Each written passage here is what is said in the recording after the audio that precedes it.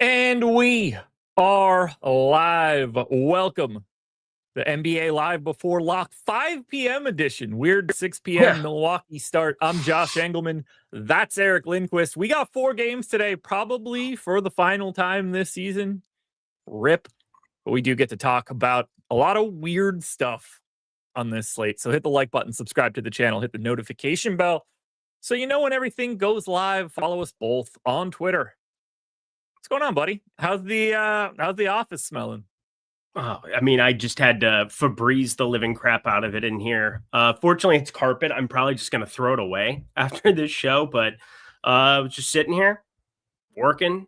All of a sudden, my dog just wakes up because he was just sleeping under the fan and just yaks. And so I'm like, okay, probably take care of this quick. Sent you a message, got it all cleaned up as best I could, but starting on time. We're ready to rock. Just you know, my extra 15 minutes of preparation to run stuff on the FanDuel side did not occur here yet. So I'm going to get that done and we'll be ready to rock. But nice job, DraftKings. It's great that they noticed that Damian Lillard tore his Achilles, right? Because Kevin Porter Jr., this is fun. This is really fun. This is what I wanted on the last slate of the year for like 4 games. Let's just get that out of the way right now so we could just be done with it. KPJ likely starting in place of Damian Lillard. Dame torn Achilles. 5K point guard only. 32 minutes is what we have in. That makes him 80% optimal, 80% owned. That's DraftKings. 82% optimal, 78% owned on FanDuel. 5,300 with an MPE. He's just in everything. He's the first guy you click. He's the first cash game guy. He's the best play on the slate. I don't know how you get away from it. I don't know why you would want to be different somewhere else. Yep, get different elsewhere. I'm playing 100% on DK. FanDuel, I didn't actually, again, I didn't get to do the FanDuel prep, so I didn't see where he was there. Good to know that they also missed the memo. Great job, guys. Good effort. Yeah, like we had time. You know, this isn't, I don't think this slate went up 2 days ago, but no, feels like it did. Nope. I mean, if you put him at 7K, we'd still probably be having a discussion about a 40% owned Kevin Porter Jr. That's the part that really sucks is like, you know, you could have like nearly 5X the guy and we'd still be having this conversation with him. So at a fantasy point per minute, at 30 minutes I put him in for, I'm a little bit lower in terms of minutes, and yet he's in every single lineup. So it doesn't really matter what you do. Yeah, DraftKings, FanDuel, the main consensus is Kevin Porter Jr. is the number 1 play, and there is no one even close to him. There's nothing similar to this. Nope. We have 2 other guys that are getting a little bit of love on Milwaukee. It's basically 3 guys, and then, you know, if you're rostering anybody else from the Bucks, you're hoping you're right. 23% ownership coming into Giannis, 11-3 power forward center eligible. 32% ownership coming into Bobby Portis, 5,800 power forward center eligible, could start, and we'll talk about that in a second. The Giannis thing basically just comes down to, do you want him or do you want Jokic, or neither of the two? But like, you're probably not rostering both of them, so you have to have an immediate conversation of who's the preferred ultra pay up. And at least this morning, mine was Jokic. Clearly, don't mind getting Giannis; he's confirmed good. But what do you think you're doing here with Giannis? I mean, this is such a weird spot because, like, I thought I was going to end up jamming Giannis. Like, I thought it was just going to be a straight out jam, no questions asked. But then, like, we still have Jokic projected better. He's got the later game. I do have lineups where I can get to both. Like, I'm not playing a lot of them, but it's not like some crazy thing to have both in a lineup. It just looks very, very different. And considering we have a pretty nice mid-range to be getting to of like spend ups, that is like the 9K, 8K range. Like I think that they all are extremely viable. I think the center positionality for Jokic and the later start time just kind of allow for me to roster him. Obviously, Giannis has the power forward eligibility, but when I have as much Paolo Banchero as I currently have, Jason Tatum, I think, is probably going to be a little bit lower owned than he probably should be on this slate, considering Giannis is playing without Dame and Jokic is in a game that obviously extremely matters for that spot. We've got Kawhi at 8,400 at power forward. There's just a lot of power forwards that I can play, and Jokic is the tippy top. He's been that way all season long. They're going to do everything offensively through him, and so I currently have 40% and 30%, but I'm over the field on both. Okay, I have it different. You can see it on the screen right now. Yep. I have 7% of Giannis. clearly hate that. I mean, that should go very without saying. I'm not excited to not have a lot of what I think is like the second best pay up option on the slate, but that's just how it's breaking. And the one benefit for it is, and let me just get my Jokic exposure out of the way here. It's 68% right now. Oh God. 100% of Oh God. KPJ. Okay. Yeah. Yeah. So that's funny. I have 40-30 and you just have 70 of the one guy. So that's cool. Yeah. And I think it's happening for two reasons. One, I just think Jokic looks better. Two, this is the first game of the night. Denver's the last game of the night. That game gets the biggest boost for me for late swap purposes. So I'm getting to more of the Clippers in Denver. I'm getting to more of Jokic. If I end up with less Jokic as the night goes on and I start grabbing Paolo Banchero, Franz, Jason Tatum, Knicks guys, Pistons guys, as we're swapping through, I could see that happening. But right now, I'm just full barrel Jokic. I mean, we have him $200 more expensive, 2.5 fantasy points higher. They're both basically the exact same ownership. Mm-hmm. They both play off of KPJ's value perfectly. But yeah, right now I'm looking at it like we have a lot of potential centers, but it kind of falls off pretty quickly, and then they all start looking pretty similar. And I think it's just easier to go full barrel Nikola Jokic. Give me the number one dude at home, trying to go up 3-2, other than, like, is Giannis trying to give it his all against Indy and save their season? Clearly, yes. I just don't think they're any good, and I think he's up against it here. Yeah, he's up against it. Also, if they're down 25 in the fourth quarter, do they even care? Like, does Milwaukee care? Like, Milwaukee probably they shouldn't. And having him healthy for this offseason obviously matters. You're going to try to do a lot come a month from now. It's going to get pretty crazy. ESPN hype machine's already getting going. I think it happened like 2 seconds after Damian Lillard was like getting carried off the floor. It was just already like, oh, Lakers, Rockets, Thunder, like every Western Conference team with assets. Orlando, if they can't make it work, but like there are so many fun ways that Giannis is going to get moved around. So like, I'm not saying that that's a very likely outcome, but even 2-3% relative to like Jokic, they're down 25 in the fourth quarter. Jokic is still going to probably see the floor, like still go after it to some extent. Yeah, it's not done. The series isn't done by any means, but like, I do think you have to, at least as a Milwaukee franchise, keep that in the back of your mind where 2%, 3% type outcomes, like you're splitting hairs as is. I mean, they're 2 fantasy points away from each other. I just prefer the later game, and I prefer, I think Jokic gets everything in that spot. Yeah. I mean, in a competitive matchup, they're both playing as much as they can, but I think it's way more likely that Denver's in a competitive matchup than Milwaukee by the end. And, we've seen it already. Like, Jokic is going to play the whole second half if it's close at halftime. He's going to play most of the first half, probably take a beat middle of this or at some point in time in the second quarter. And that's really going to be it at this point. He's going to be out there the whole time, unless it's just not close. Mm-hmm. With Giannis, like if Indy gets out, this could become Miami pretty quickly because Milwaukee just doesn't have good basketball players on their team. That's the issue here is Giannis is exceptional and everybody else kind of sucks. But for DFS purposes, Kevin Porter Jr. is awesome. Bobby Portis is awesome. Same story on FanDuel. KPJ is massive. Bobby Portis is 30% owned. Giannis is 20. Nobody else ranks in the top 30. Do you like anything else from Milwaukee? Do you want to take shots on Trent, Kuzma, AJ Green? What else would you be tolerant of for the Bucks? Yeah, so I'm tolerant of Gary Trent in that starting unit. I'm still tolerant of a little bit. I see you don't have any, but I'm okay getting to a little bit of him. Had 10% before the show. I'm okay with it. Kyle Kuzma, it feels like this is just not going to be his situation. So this is the Dennis Schroeder of the Milwaukee side of things, and Dennis Schroeder with Golden State. Let me just throw it out that way, where it just didn't work. The fit isn't there the way that they were hoping. Bobby Portis is pretty darn good. He's in a quarter of my lineups. I'm all right with him as well. And then AJ Green's kind of interesting because I think he can do a lot of the same things Gary Trent can, just go out and shoot a bunch of threes. And he's 3,800. So like at the end of the game, what's the 20-point blowout that we've now seen the last couple? Like, what does that closing lineup look like? AJ Green was in for like a short stint at the 5:55 mark until about the 4-minute mark of that fourth quarter. That coincided with a little time for Giannis as well. He came in for like a quick blip, and then everybody got ripped off the floor yet again once it became very clear, nothing was going to happen there. I don't think there's a lot to take from it, but like they ended up going to Rollins, Connaughton, Andre Jackson. Like none of those guys are in play.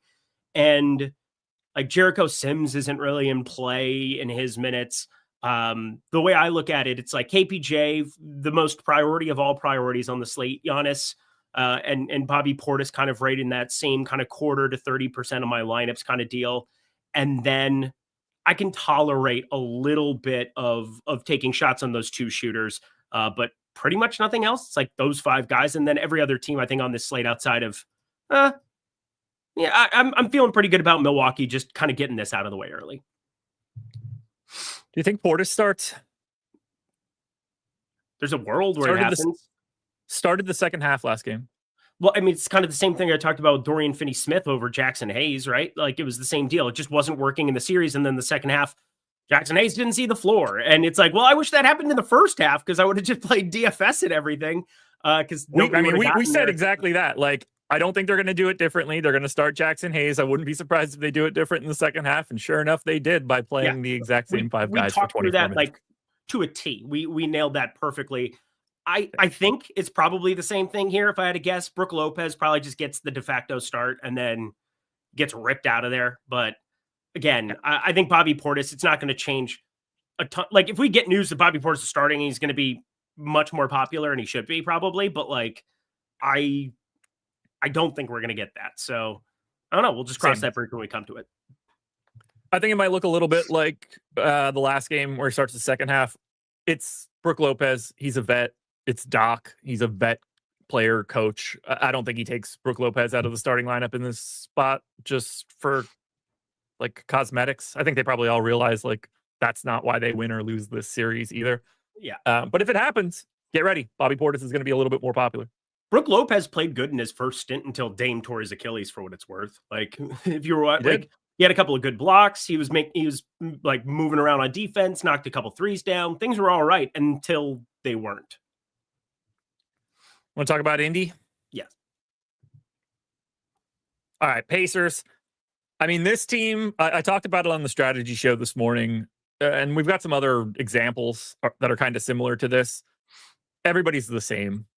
Like, they don't really do anything different. Matherin's in, Neesmith's in, Halliburton. Here, I mean, like, you could even just, whether it's optimal rate or ownership, 20, 25, 20, 20, 15, 25, 20. Like, other than nobody rostering Matherin, everybody's like 15 to 25% owned.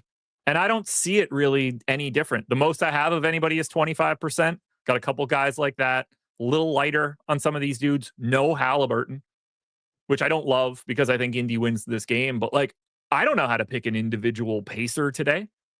No, it's nice. It's a nice mixed bag. It's potpourri. Just mix them into lineups here and there.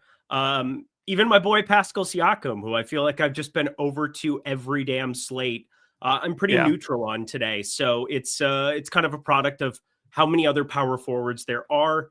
Obviously, that was the first game that he really burned me in this series last time out, but it just became a wonky, terrible game script. And TJ McConnell played really well. They ended up sharing the floor, him and Halliburton. It wasn't just like a straight backup situation. TJ McConnell checked in that third quarter, shared the floor to begin right out the gate there. Looked pretty darn good. I mean, the announcers were just jerking TJ McConnell off for what it's worth, but like, he didn't play that good, but he played really, really well. Do you know what I mean? Like, TJ McConnell, he's the guy that I have the most of anybody on the team, but it's purely because he's 4K point guard. I don't have a lot to say about Indy. If you have a stand, if you want to be playing somebody more, go right ahead, have a blast. Aaron Neesmith has been, probably running a little bit good, and Benedict Matherin's back in. Like 15 minutes of Benedict Matherin, like 16 minutes of Benedict Matherin. What, we have him in for 18. Okay. Like, I can't imagine that I'm going to end up clicking on him to any extent. I saw somebody say Jarris Walker in the comment section. Jarris Walker played 6 minutes the game before with Benedict Matherin. And don't take a shot on Jarris Walker for the love of God.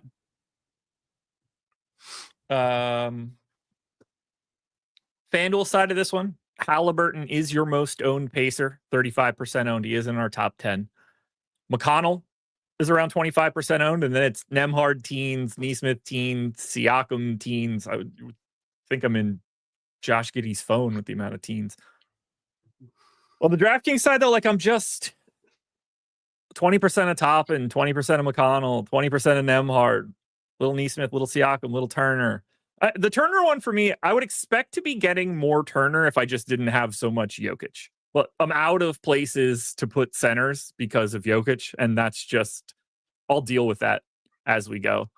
Nembhard is the guy we rank the highest in our boom bust tool, 27% optimal, 20% chance of 36 fantasy points, ranks 5th. He's my second most exposed pacer. That works for me. I just want to have a little bit of them. They're also sort of like an equal opportunity team. Like Halliburton doesn't have to get there in scoring. He could have 14 dimes, but who they're going to is everybody. It's lobs to Toppin. It's, corner threes to Neesmith. It's corner threes to Turner. I think everybody just gets a little bit here.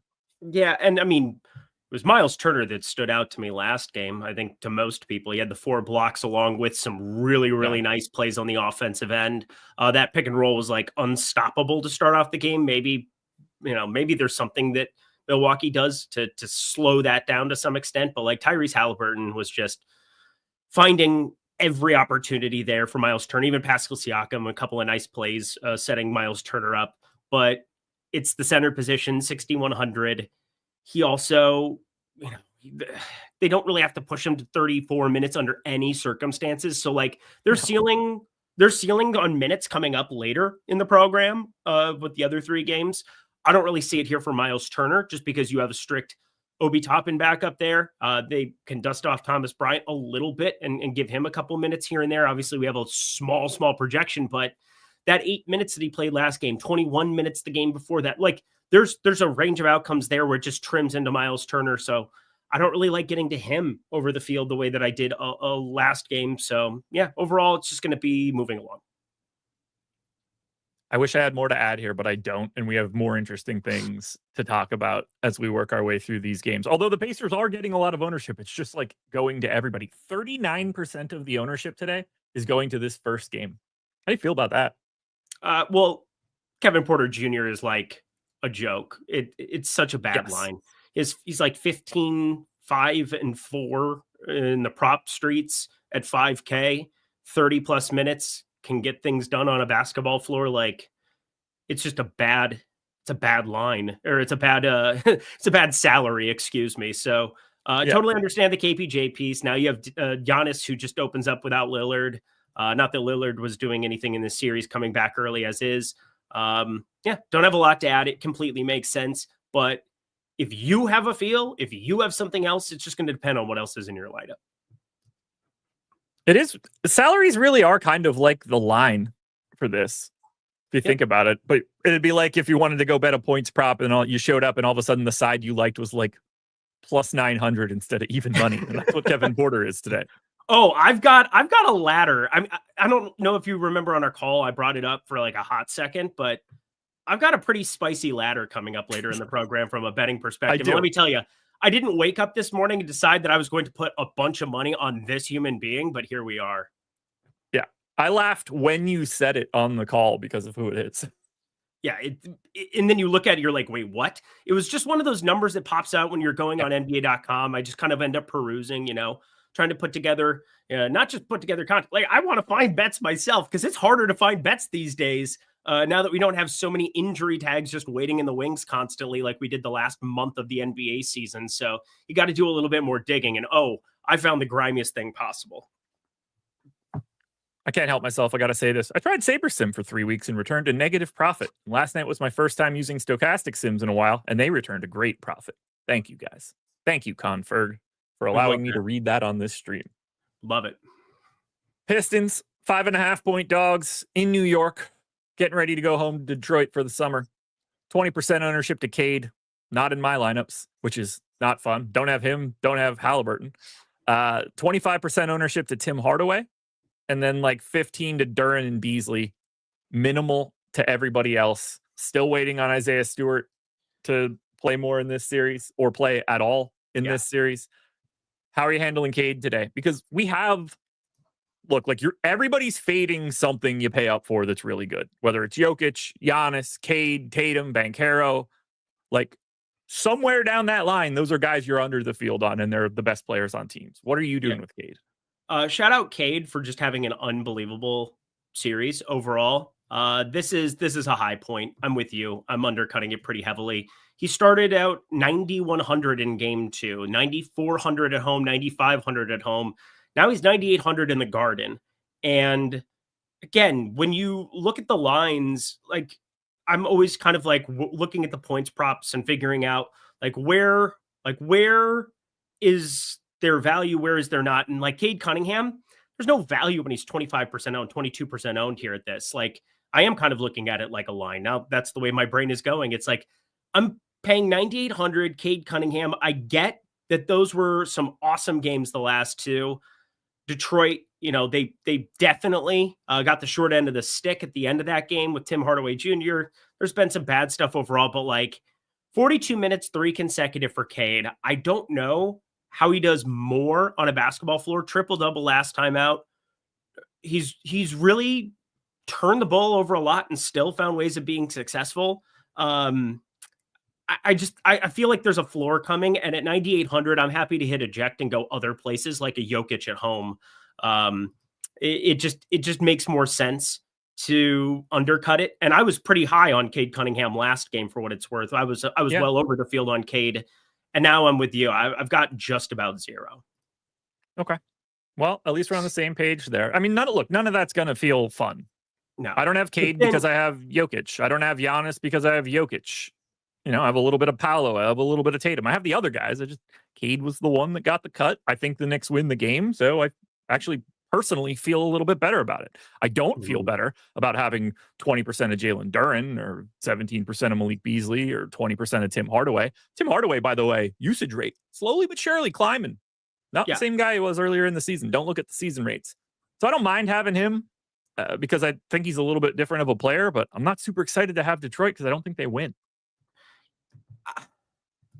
Yeah, I'm having a tough time with Tim Hardaway Jr., to be honest. 37 minutes for him last game, as you said, playing a little bit different role. I keep bringing it up, but I got to keep bringing it up. Thompson, like Asar Thompson, does he avoid foul trouble like every single game? Like he finally did it last time out and only got 22 minutes. And I'm just like, maybe this is just kind of the spot where he is. Like they're just going to play him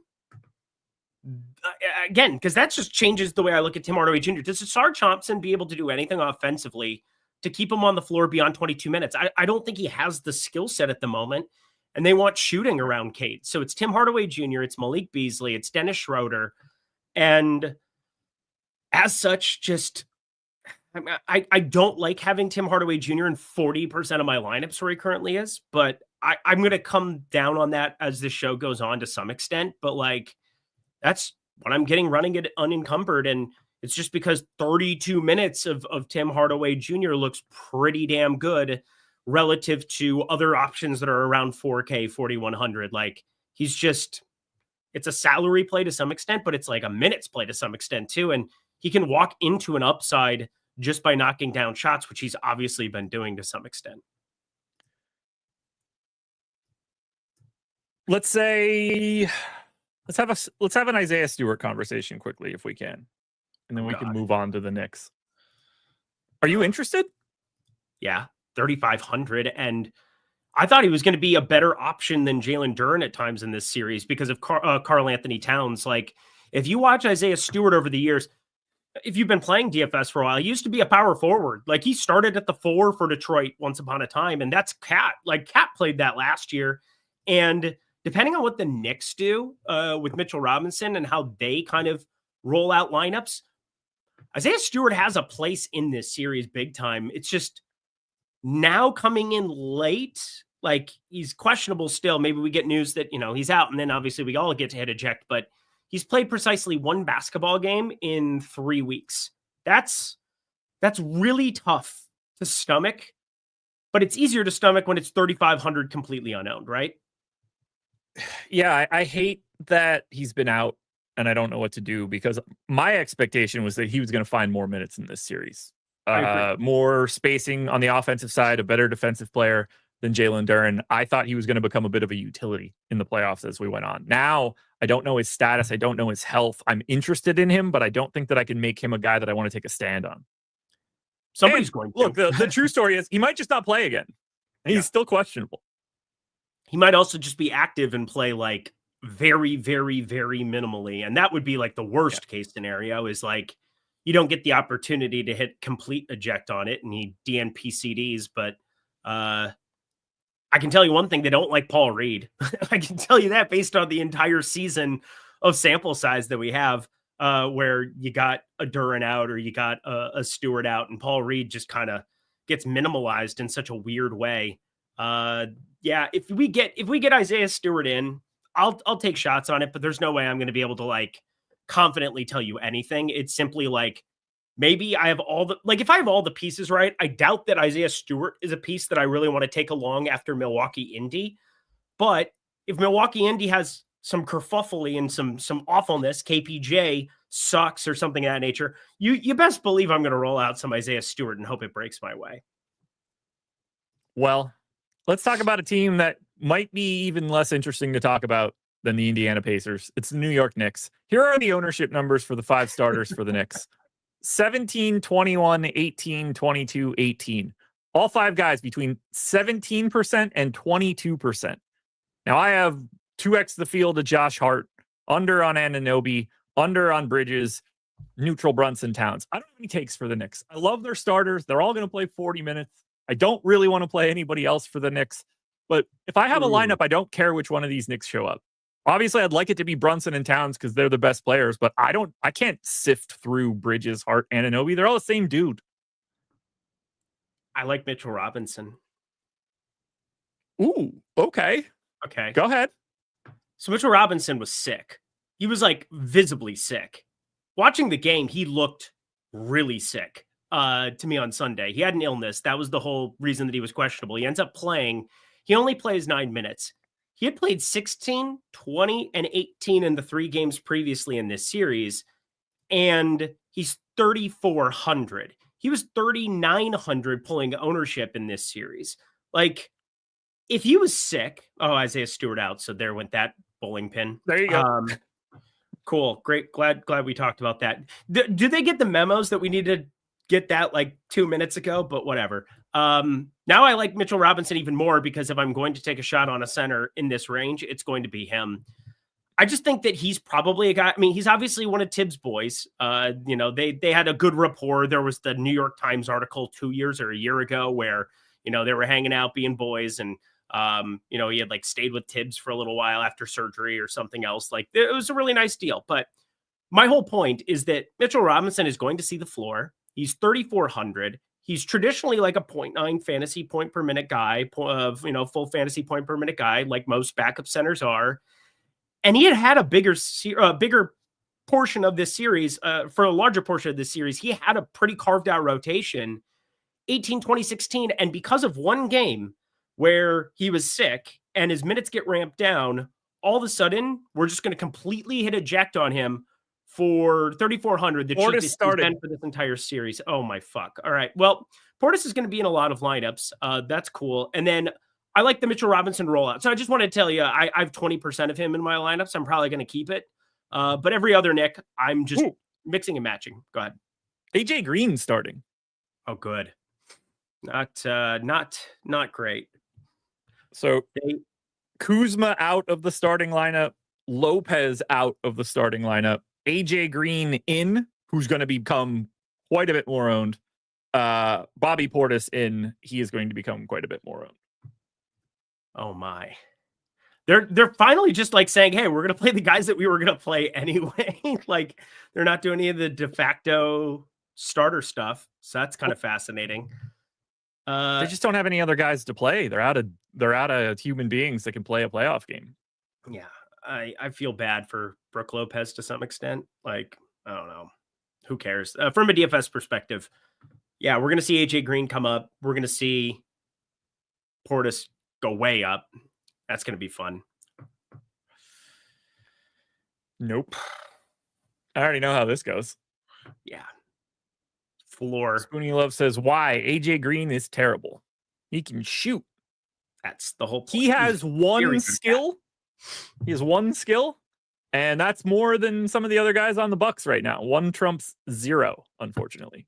Yeah. Tell me the Kyle Kuzma skill set at the moment. Yeah. Flopping around on the floor like a carp out of water. It's good. You want to talk Orlando, Boston? Yep. All right, hit that like button if you haven't done it yet. It's time to talk about the lowest total on today's slate. It's time to talk about the team with the lowest implied total in Orlando. It's time to talk about a team that's going home for the season in Orlando.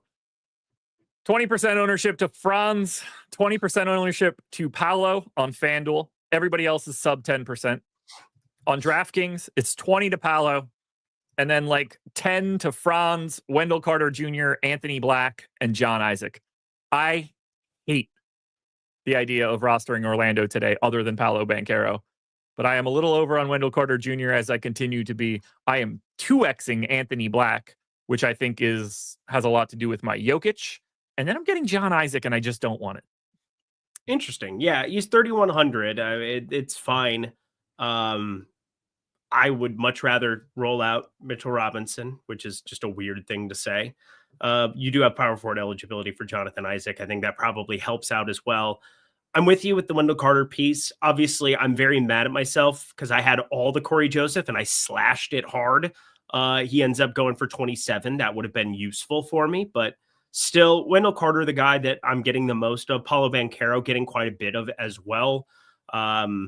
What are you doing with Franz though? Like this is the like every team has like its pain point for me. Franz Wagner is that pain point. He's 8,200. He's not pulling as much ownership as I was anticipating, but I mean, I just don't see how I get to him as opposed to some of the 9K options. Steam.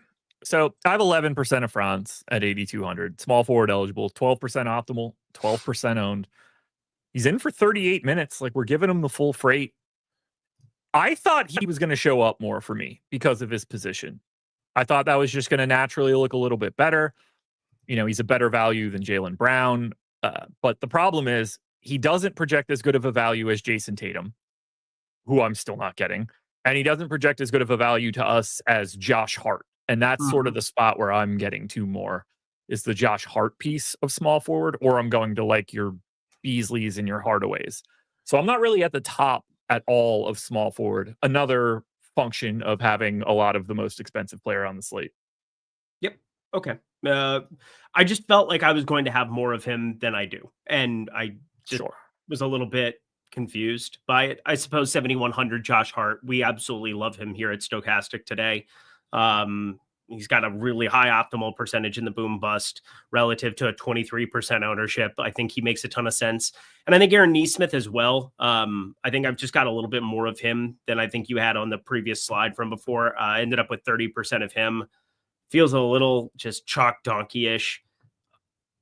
I don't know. OG Anunoby's I'm pretty flat on 6,300. It's going through small forward. I just have a lot of these guys that are just cheaper than Franz Wagner, and I can spend up it elsewhere. So specifically Jokic, specifically Jalen Brunson, who I liked more than I think it was on the previous one as well. TJ McConnell, point guard. I'm just going through these lineups, man. These are just disturbing. These are disturbing lineups, but they're about to change a lot once we get this update because Portis just got jammed. I'm sure that'll trim some Paolo Banchero too. I have 13% of Corey Joseph at 5% ownership right now. That feels like something that's happening. Oh yeah. No, I have so much Corey Joseph, and then decided the one guy that I go in and put a cap on in the Sims tool. Don't do that. Don't do that, Eric. Just go back and tell him like I'm in Interstellar. Like just shouting at the bookcase. Don't do it. What a great movie. It's not my favorite, but that's what came to my mind right off the bat. I know you love that movie. It's not my favorite. And I love Christopher Nolan. So I think Inception's a better movie front to back. Crazy. I know. Crazy. It is. It's a better movie. It's not. It is. It's just not. Chat, Inception or Interstellar? Interstellar. Yeah. All right. Interstellar first. Interstellar's a work of art. So 2 for 2. I'm going to get fucked on this. I already know. This has already been stacked against me. Inception. Thank you, Tango Hotel. Eric doesn't understand Interstellar. Yeah, I don't have a kid or, time travel. That doesn't make sense. Inception time travel makes... Wow, chat. Inception by a mile. Inception. Ooh, there's more Inception in there than you expected. Jake DeWitt going Euro trip. I respect it. I respect the hustle. Matt Damon. That's where I park my car. Oh, pour one out for Michelle Trachtenberg. That's all I can do right now. Boston Celtics. Yeah. We do have news here. Jaylen Brown's questionable. I assume he's playing, but he is questionable, and it can make Boston look a little bit better if he happens to be out. But right now, Boston is essentially unowned. They're the least owned team on the slate at 47%. Probably not going to look any better now with the Milwaukee news. 15% ownership to Al Horford, 13 to Jason Tatum, single digits to everybody else on DraftKings. I have 11% of both of them. They look a little bit better on FanDuel, but they're still not priorities. This is a bad game. It's a bad total. It's slow. It's defensive. I don't want it unless we get Jaylen Brown out. You know what's nice is that I reran some stuff on. I ended up on the over. I'm surprised to see that you have at the top of your sheet as well, and 198.4, a little bit lower total in Boston than what you had in Orlando. Is there a reason for that? To be fair, I'm not really comfortable about my totals in the playoffs right now because of how much the pace has dropped. Yep. They're down like 7 or 8 possessions over the regular season right now, and dialing that in has become difficult.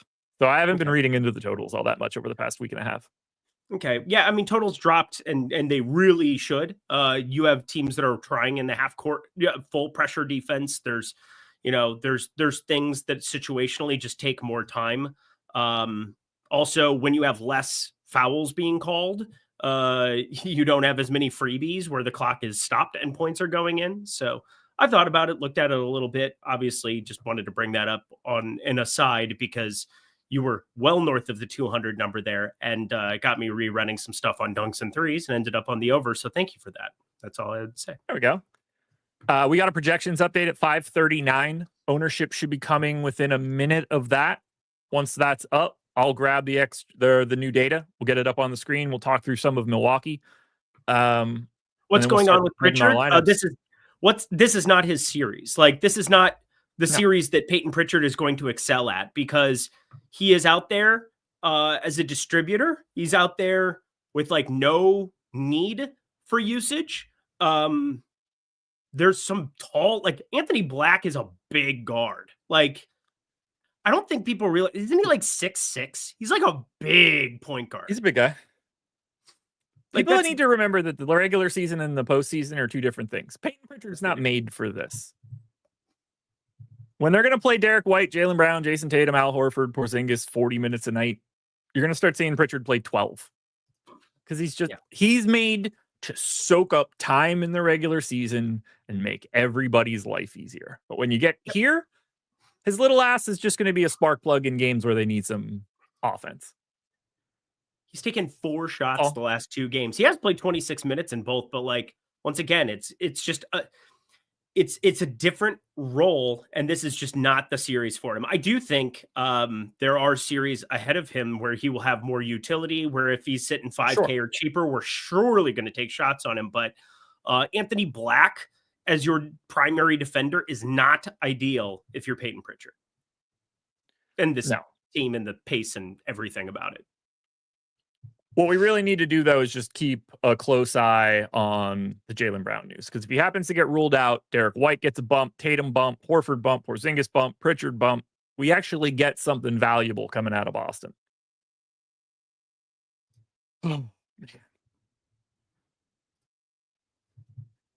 Arcathelza. Pritchard went off last postseason. What are you talking about? Played 12 minutes a game in the finals, 16 minutes a game in the Eastern Conference Finals. Yep. What he did exactly what I just said is going to happen.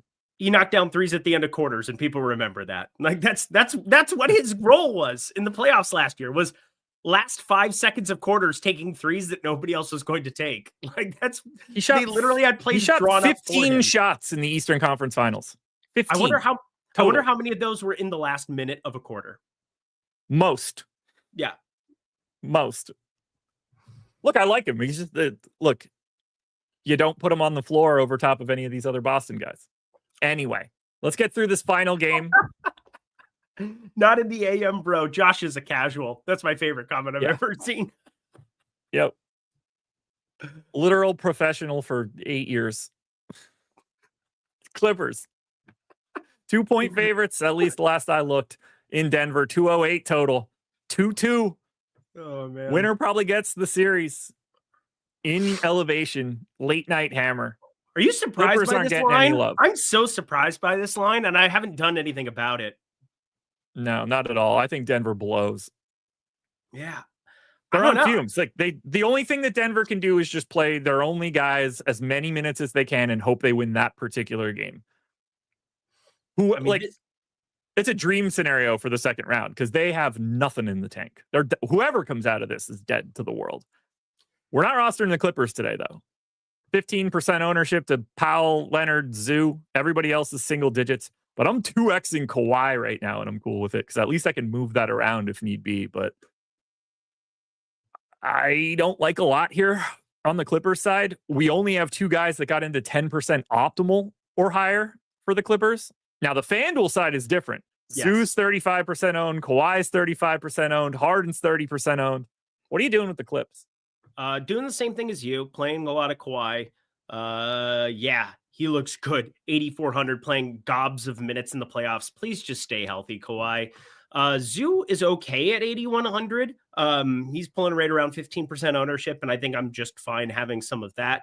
James Harden, just cheaper guards, Brunson. There's some other guys that I'd just rather get to that aren't James Harden here. And then the ladder I was referring to is Chris Dunn, for what it's worth. I do think he's kind of an interesting shooting guard pivot off of some of the guys that we're getting earlier in the slate. If you just want to have a little bit more swappability later on in the evening, Chris Dunn, I think, just basically was a casualty of the game script last time out. You needed Bogdanovic on the floor for his shooting just to try to go into come from behind mode. He knocked down some shots.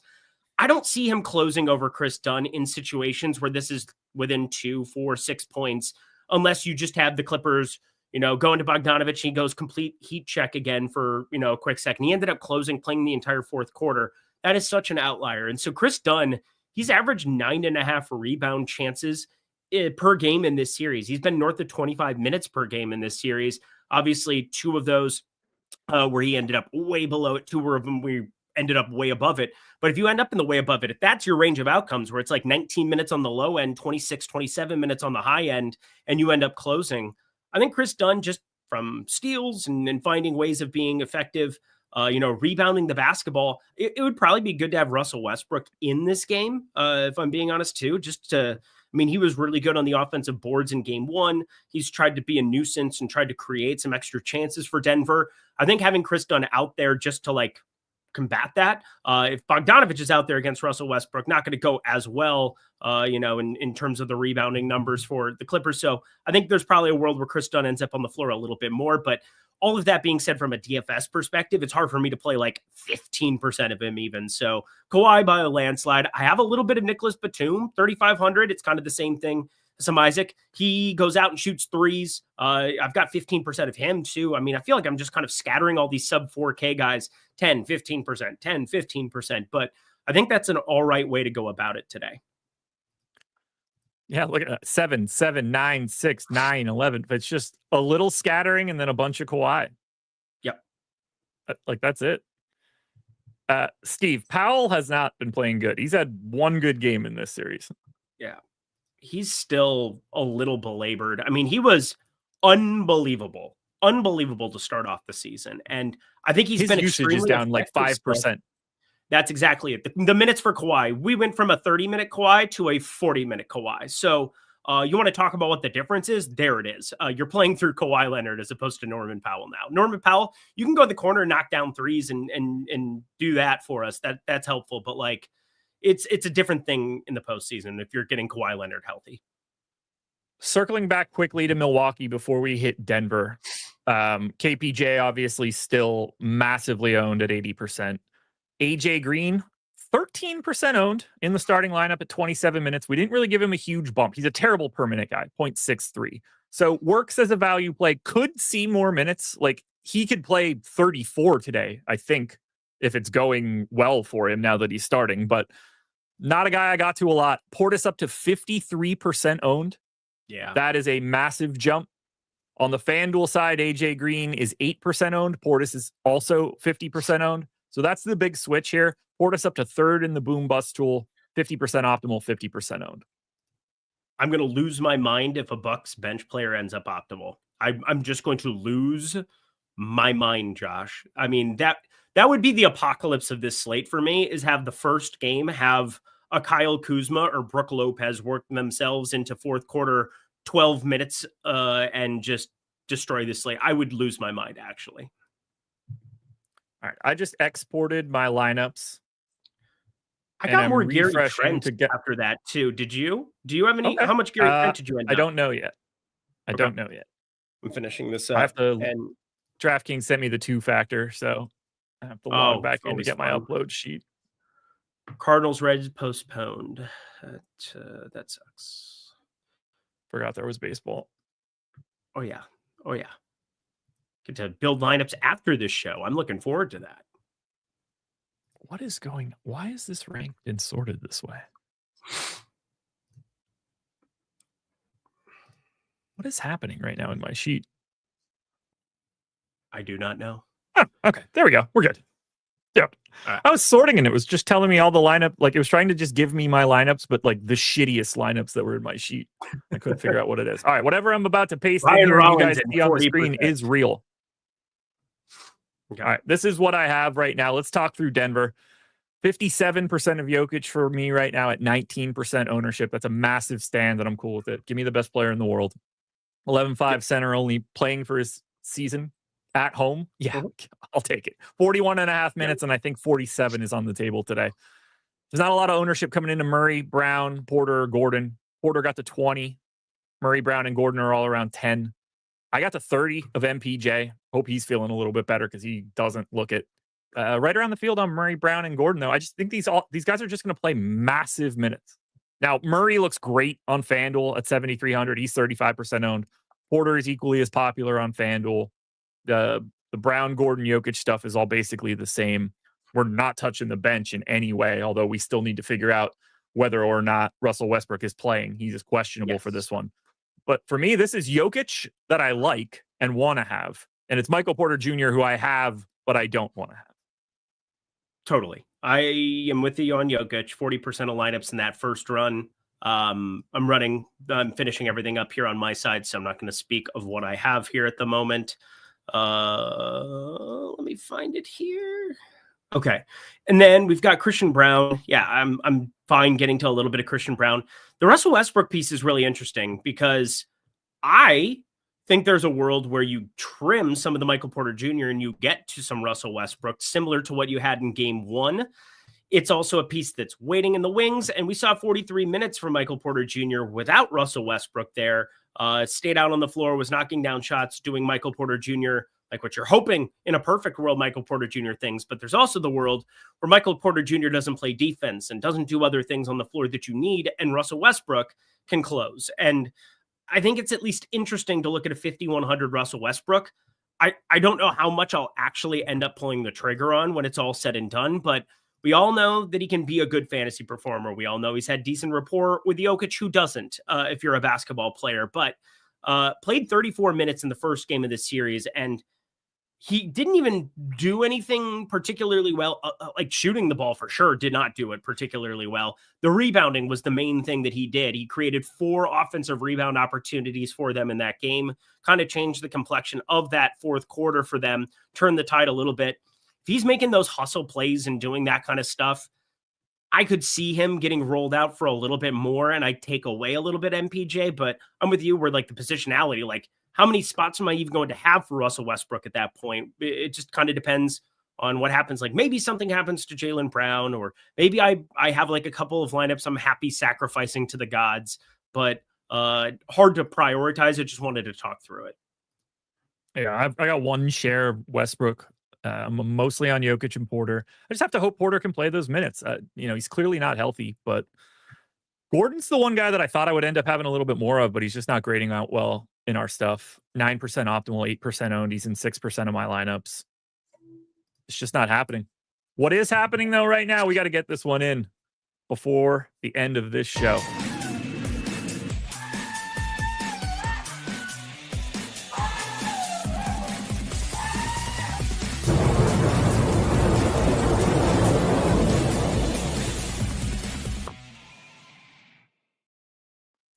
I think my nukes have been pretty nukey lately. I'm feeling pretty good about it. Got Şengün right yesterday. Even if it wasn't great, he was good enough on a 2-game slate to be the dude you wanted to have. What do you got here as your nuke of the night for tonight? God, I mean, we have so much ownership now on KPJ and Bobby Portis. They're really hard to get away from.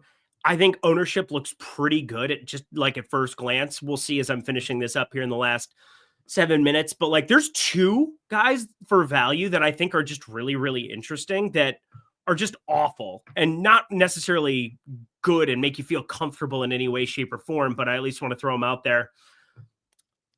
They're also both in the same game. Paul Reed, Mitchell Robinson. I think you got to roll out a little bit of both to some extent. We got the news that Isaiah Stewart's out. I reran everything here, and Paul Reed, there's just not a lot in this 3,500 and under. It's Anthony Black, it's those 2, and nothing else. And I can at least come up with a case where you see the minutes come up a little bit more for Mitchell Robinson. He was really sick on Sunday, obviously was questionable coming into that game. And if you had just had him sit there and you had the 3 games previous to look at for sample size there, you would see 16, 17, 18 minutes is a potential there. I'll make Mitchell Robinson stand alone, but Paul Reed, don't sleep on him either. Nukes of the night. This one's going to be for Sam in chat, who doesn't understand DFS. So I'll try to explain it as best as I can. Because of having KPJ in literally every lineup, I only have 7 roster spots left. And my second most exposed guy kind of blocks everybody out to be jammed. I'm only 12% over the field on my 3rd biggest stand today. Well, my biggest stand is 38% over the field on Nikola Jokic. The nuke of the night to me is Nikola Jokic. Give me the best player on the planet playing in a 2-2 game at home, in the latest game to open up any late swap opportunities if you need it. In a game they have to win, because they're not going to win game 3 on the road after dumping 1 at home. I'm expecting massive minutes. I want every part of Jokic today. So guys have salaries. Picking a guy that's really talented and high salary, not the same thing that you think it is. Boom means you got to be good enough to be in a winning lineup, not just score a lot of fantasy points. This is the guy that I think is the most necessary today. Give me Nikola Jokic. I love it. Oh, yeah. How much AJ Green did you end up with when it's all said and done? 24%. Okay, we're right around exactly the same. I have to, no matter what, roll out a little bit of where did it go? Gary Trent. That was the one note I had where I wanted to make sure that I didn't exactly have 0 Gary Trent, because currently I have 0 Gary Trent, and that would be bad. Here we go. Who are your biggest fades? Well, it was Gary Trent. He's 10% or 11%, I think, in our last run there. Biggest fades for me. I am currently, I'm just scrolling to the bottom here. Aaron Nesmith, now I'm under. How did that happen? That's not great. That's one of mine. Christian Brown, I have basically 0 at the moment. Tobias Harris, basically 0 at the moment. Luke Cornett, 0. He's 4%. Never mind. Just shortened us. Jamal Murray, 0%. I have 0% Jamal Murray, 15% owned. Biggest fade. Tyrese Halliburton, 0% owned, 25% owned. Negative 20% ownership for me on Tyrese Halliburton is my biggest fade. I have 3%. Negative 17% on Giannis. I have 5. Negative 13% on Aaron Neesmith. I have 6. Those are my 3 biggest fades. My 4th biggest fade is Bobby Portis, but I have 43%. So it's like, yes and no. It's not really a fade. But Right. Halliburton and Giannis, those two are real. If either one of those guys have big days in this first game, I could probably go about my business for the rest of the night. Always the best feeling, getting the DM and it's like, well, I think I'm dead. I can't remember what was the other night that I sent you the message. I'm just like, well, Yeah. I'm going to go like play with my dog, I guess. Not much else to do. We got about 90 seconds until lock. Milwaukee Indy first game up, and you're in luck. You can come watch it with Greg and I on Playback, playback.tv/Stokastic. We've been streaming there the whole time, sharing the best plays you could find on OddsShopper in the Portfolio EV tool. I just dropped the link to Playback in chat. You can come. You can subscribe to the Playback channel. Watch the games along with us. All of the playoff games for the playoffs. Pretty good gig. If you want to come in and join us. If you don't want to sign up for it, you can still just listen to Greg and I talk about ownership, late swaps, betting, video games. Who the hell knows what Greg and I are going to get into over the next hour. Eric, tell everybody what you got going on around these parts. Yeah, we got NBA, MLB live before locks. Have OddsShopper, NBA, MLB, Lindy's every single night, Sunday through Thursday. I've got betting threads over on X. Got shorts coming out here and there throughout forever. Yeah, hit that like button on the way out. Head over to Playback though right now. Playback.tv/Stokastic. Awesome opportunity to be able to. I don't know if we'll get any like crazy news while we're on the show. Maybe you do. You'll definitely want to be checking in then. But yeah, fingers crossed on that one. But it's going to be fun to watch potentially Giannis's last game in Milwaukee. That's kind of a fun storyline to have going. So hit the like button. Thank you everybody for tuning in on this lovely Tuesday afternoon. I expect Giannis to be on the Bucks at the start of next season, so we'll see. Okay, we'll see. We shall see. Guys, we are 2 seconds. 1 second. We're locked. We're heading to Playback. Playback.tv/Stokastic. Come join us. Good luck, everybody. Go Jokic.